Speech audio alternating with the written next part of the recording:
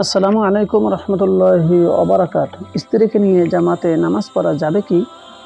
যদি কারণবশত মসজিদে জামাত ছুটে যায়, তবে মাহরাম মহিলাকে যেমন আপন মাতা, বোন, স্ত্রী নিয়ে ঘরে জামাতে নামাজ আদায় করা জায়েজ আছে।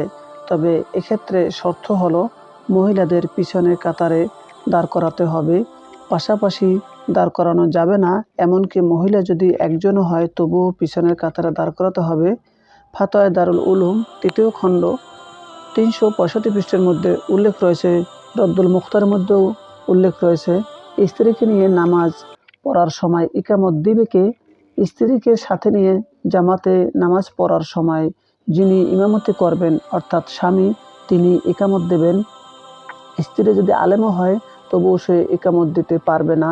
আহসানুল ফতোহা ২য় খণ্ডে ২৮৩ পৃষ্ঠার মধ্যে উল্লেখ রয়েছে।